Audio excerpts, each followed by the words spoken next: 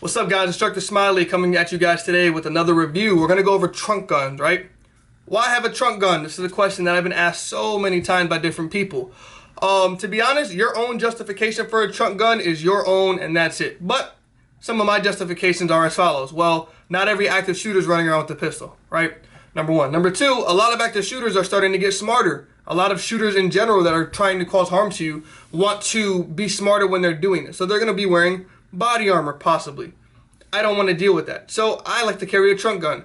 My definition of a trunk gun is something larger than my pistol. Whether that be a larger caliber, a bigger gun in general. I like to have something a little bit bigger that can also reach out a little bit farther and give me a little bit more accuracy than just my handgun, right? So I'd like to introduce you to my trunk gun. My 300 Blackout pistol, all right? This is an 8.5-inch 300 Blackout AR pistol. I have an SBA 4 on here. I have a Holosun magnifier, just flips right over. I have a Trijicon MRO, a Streamlight Pro Tac HL, and a BCM grip. BCM lower, ballistic advantage upper, arrow rail, the whole nine, right? Some things that made me go over to 300 Blackout was the lethality of it, right? If people are carrying body armor, the 5.56 round is crazy good for stuff like that. But then again, I started to look at my area. So some fundamentals or some things you want to look at when it comes to building a trunk gun is your surroundings. Where are you at, right? So me, I'm in a suburban area. I know for a fact that a 223 or a 5.56 round has the capability to over penetrate or go further than what I needed to. I don't need that happening for me. So I want to go something with a little bit fatter and somewhat more stopping power, right? 300 Blackout, if you don't know, is a lot fatter, and it's good for stuff like that, for close quarters. All right, next, let's talk about why you would need a trunk gun, right? So let's look at the Sutherland shooting down in Texas. A guy comes into a church, and he's filled out with tactical armor on. He comes in and says, "Die mother effers" everywhere, and starts unloading shots. So a former NRA instructor comes out with his AR-15, gets covered behind his truck, ends up shooting the guy. Right, his AR-15, that is his trunk gun, or his truck gun, as other people would call it. He shot him twice, one in the leg and one in his upper torso area. It says in between his tactical gear. So if you're not sure how plates work, typically people don't have huge plates on the side. They're a little bit smaller. So if he got him up here under his armpit area, he can cause a lot of damage. The guy ended up driving, and when they found the vehicle, he was dead, like when they found him. There was just about 50 people in that whole thing affected as far as injury. 26 people died. And 20 people were injured from the active shooter, right? So if you're thinking, what do I need to justify this for a trunk gun? There's a huge justification. Almost 50 people, right? 46 to be exact. 26 injured, or 26 dead, 20 injured. If I know that me just carrying another piece of equipment in my vehicle can possibly save people getting injured and dying, I'm going to justify that for myself, right?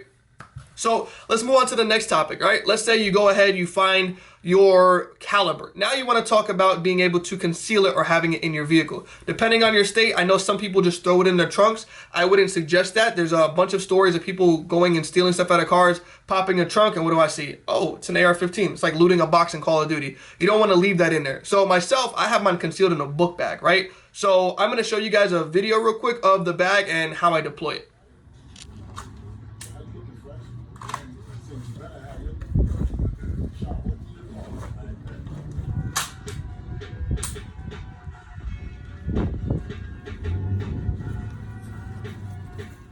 Alright, so in that clip, that's a training video of myself that I do to practice deploying the bag. Alright, I'm going to play another video of you guys real quick. It's kind of a viewpoint of my bag so you can understand just about everything, and I'm going to talk through it a little bit for you guys. Alright, this is my Vertex Gamut. It's a big bag. There's two compartments that people typically hold their rifles in. This back one that I'm about to show you guys, it wasn't big enough for me to hold my 8.5-inch with the holder on there comfortably. So now I just have my Rat Pack holster from Kerber Arms in case I want to carry my pistol and a couple of extra magazines. You can fit a rifle in there. It would have to be something along the collapsible buttstocks that go all the way down versus a folder. Around the front right there in that large pocket is where I hold my rifle. I have that huge pull tab right there that I normally keep at the 12 o'clock position, so if I need to deploy it, I can pull it down. Once I have it down, there's a pull tab inside as well for me to go ahead, rip it down, and grab my rifle. All right, so you guys see that that bag is extremely versatile. There's a bunch of stuff you can use for it. So let's say you guys get a bag similar or the same bag. Next thing you're gonna wanna do is train with it. I'm gonna play a clip for you guys real quick of me, my first runs with it, and I wanna see if you guys can figure out what happens before I tell you.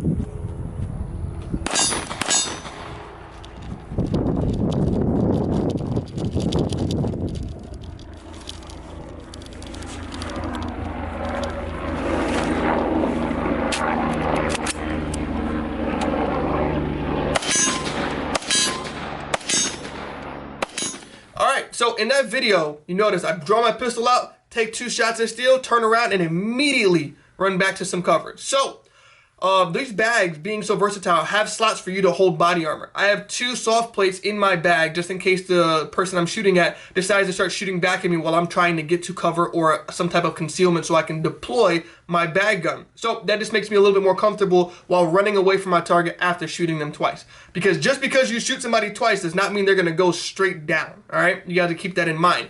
So once I get to my cover, I don't know if you guys saw it, but I had an issue getting my bag off. I had my clip right here across my chest together. So when I was trying to sling it off, I didn't realize it. Now, that is a training deficiency in myself because I normally have that clip. So my muscle memory said, okay, leave the clip on because that's how I wear my bag. So I had to go ahead and correct that. I'm going to play another video for you guys. Similar scenario, but I'm deploying the bag a lot smoother. Ready?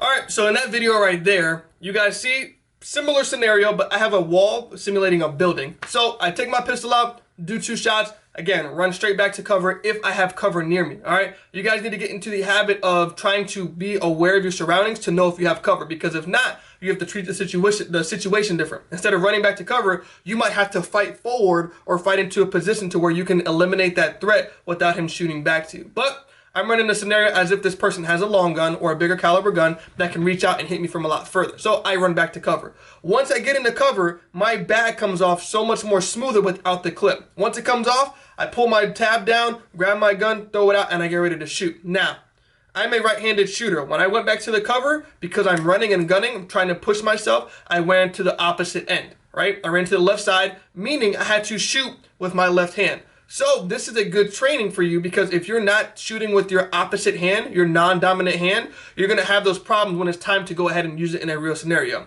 Now, I didn't have any issues because I trained cross-dominant side and that helped me a lot. So on that side, I deployed it out. Now, here's another thing is learning your angles. You don't want to go ahead and stand right in the center of the doorway. So I'm in cover and I kind of leaned out. And I started shooting my target, all right? If you stand right in front of the doorway, there's no point to have cover because there's nothing blocking you. You're kind of just standing in the fatal funnel. You want to avoid that. Get behind cover, find your angle that you can accurately hit your target without being hit back, right? For the most part, the probability you want to go ahead and match that up because there's nothing saying that that person can't hit you because your body is going to be out slightly so you can aim yourself. But get the best angle on the person, attack the shooter, right? So if you want to take a couple things away from this video, one is going to be finding the perfect trunk gun for you, right? Find the gun that you want. Go ahead, do your research into it. Find the ballistics, whatever's going to make you happy and feel comfortable carrying it, do that. 2, train with your trunk gun, all right? Find where you need to train, find how you need to train, whether it's dry fire in your backyard or in your house or going to a range that's going to allow you to deploy it. 3, do your research. Make sure you have all your P's and Q's intact before you go ahead and do this. And 4, once you get it and you start training, don't stop training. All right, I know I repeated myself with the training, but it's crucial that you do that. Learn your training and just keep going with it because you don't want to not keep up on your training and whenever it comes time, you forget how to do it. All right. Thank you guys for watching this video. I appreciate it. Quick shout outs to some of the guys that support my channel and help me with some of my recordings. So shout out to Kratos Tactical. If you guys aren't following them on Instagram, go ahead and follow them. They make this crazy rifle. I'll be doing a review on them very, very soon. So stay tuned for that. Shout out to Kerber Arms. They help us with holsters. They donate holsters to the channel so we can go ahead and do some of the things. Great Boltron holsters. Go ahead and check them out. If you're somebody that's really, really big into gun parts and you find yourself spending a lot of money on parts consistently in the month, go ahead and check out BigDaddyUnlimited.com. It's like the Costco or the Sam's Club of gun parts, right? You kind of just find discounted prices and you pay a small fee for it. So I'll leave my link down there as well for you guys to check into that. And again, if you guys have any questions at all, you guys can comment here. If not, you guys can follow me on Instagram at Parallel Defense. You can message me on Facebook at Parallel Defense. I'm always on my phone, so I'll see you. Thank you guys. Have a good one.